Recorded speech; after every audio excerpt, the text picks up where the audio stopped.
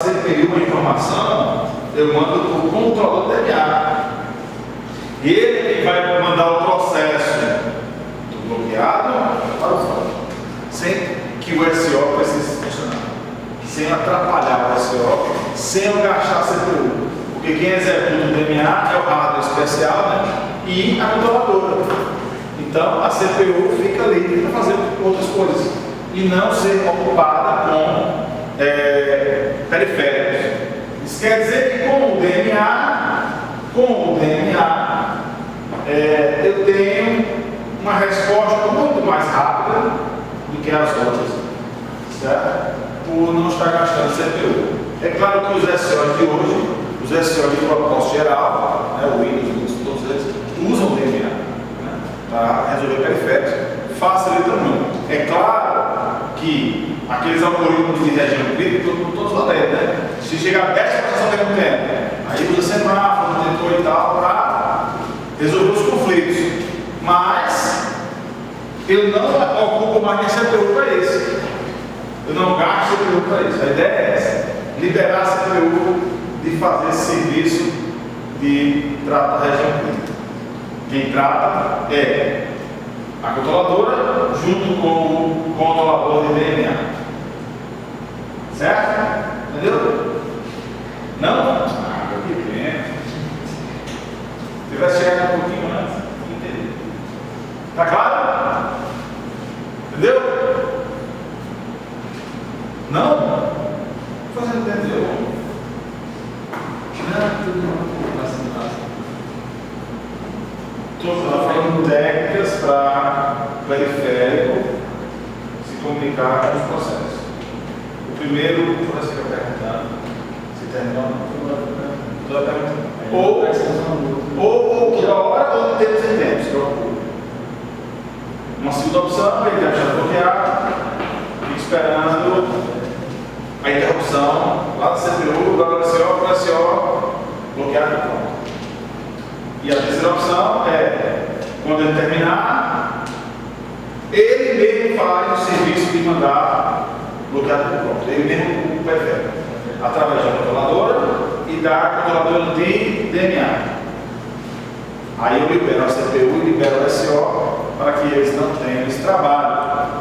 Libera CPU, não otimiza o sistema. É o DNA. Certo? E aí, e na posterior você explica duas vezes, olha, dirigindo, explica depois, faz o resumo, explica depois. E tem meado que você pega pequenininho já é pequenininho, mas os outros cursos tem mais resuminho. Ele explica e depois explica de outro jeito. Esse resumo da apostila é a mesma explicação, só que de outro jeito. Para que você realmente entenda. Beleza.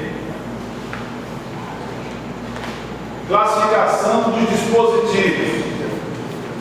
Essa classificação fala sobre os dados que são processados.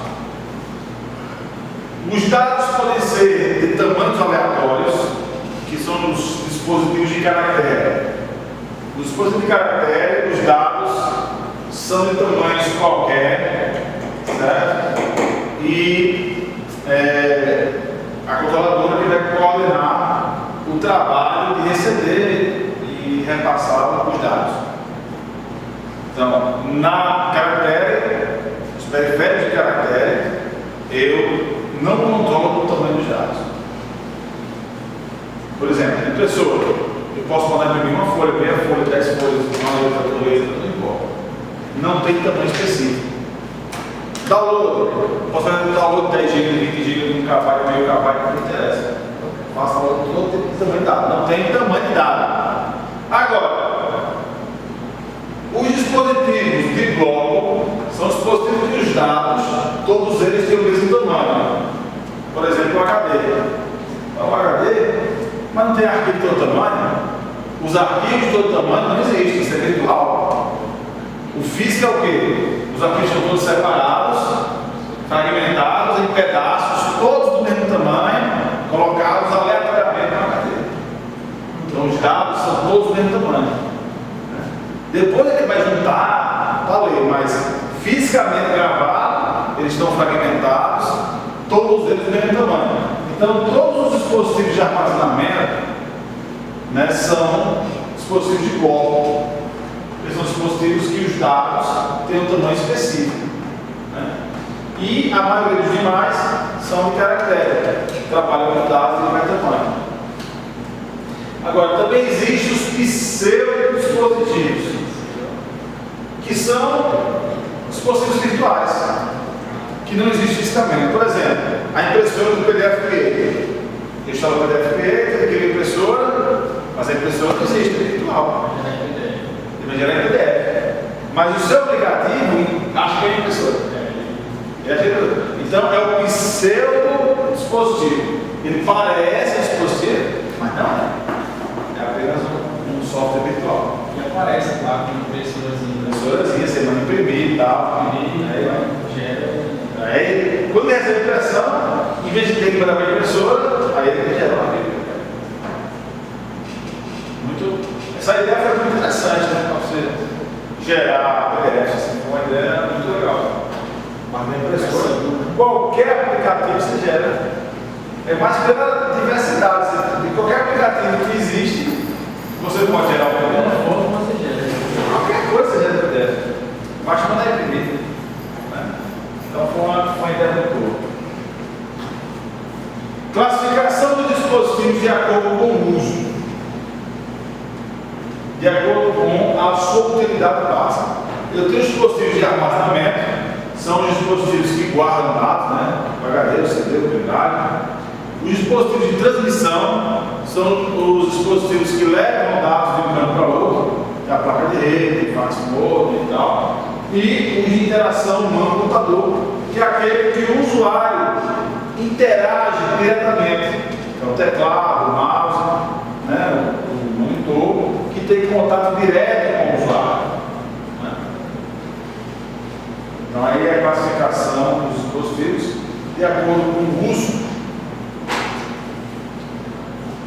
Software de entrada e saída. Então, quando eu estou criando o meu SEO, estou criando o meu gerenciador de entrada e saída, 5 objetivos básicos eu tenho que implementar.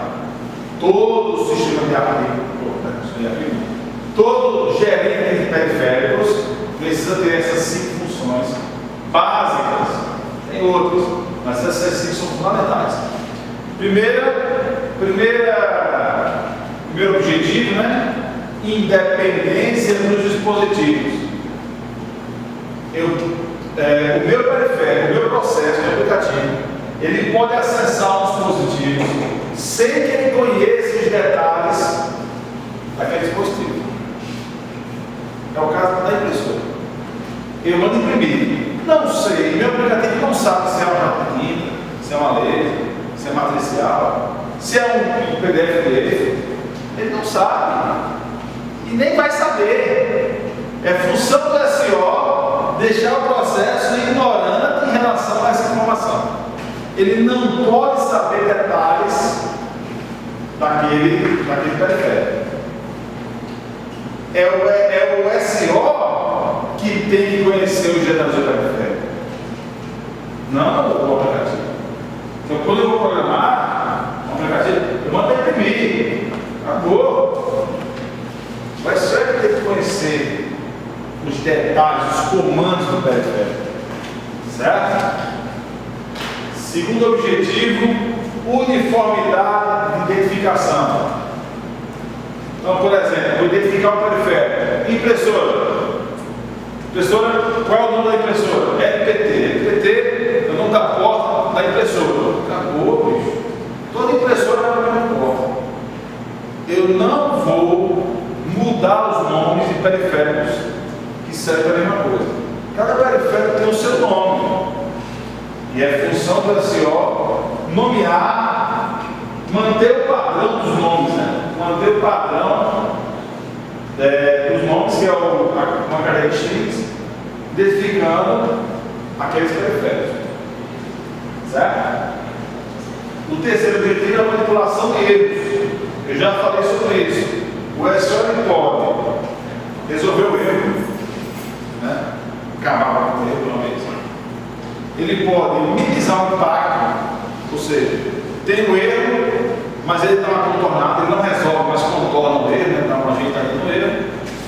Nós já vimos o caso do Deadlock, em que ele não resolve o Deadlock, mas também não copia em cima dele. Então, eu não resolvi, mas minimizei o impacto do erro do sistema. Ou ele não faz nada, ele só avisa. Que é o caso de não ter controle do periférico. Você desligou o carro. Ele não vai lá ligar o carro para você. Não, ele só avisa, ó, estou achando o periférico, vira aí. Ou então falou para a impressora. O professor não faz nada, só avisa, ó, estou pegando a bota aí, não vou colocar para você não. Certo? Então, função do Excel também é tratar sobre os erros que podem acontecer nos dispositivos. A transferência de dados é importante. Ó. Algumas transferências de dados têm que ser síncronas, outras não precisam. As síncronas são chamadas de bloqueantes. O que acontece? Eu preciso de um sincronismo para poder trabalhar. Por exemplo, placa de rede. Eu mando ao mega por segundo. O outro lá só recebe 500 KB por segundo. Então eu não vou ficar mandando mega. Dá para mandar um mega. O que eu faço?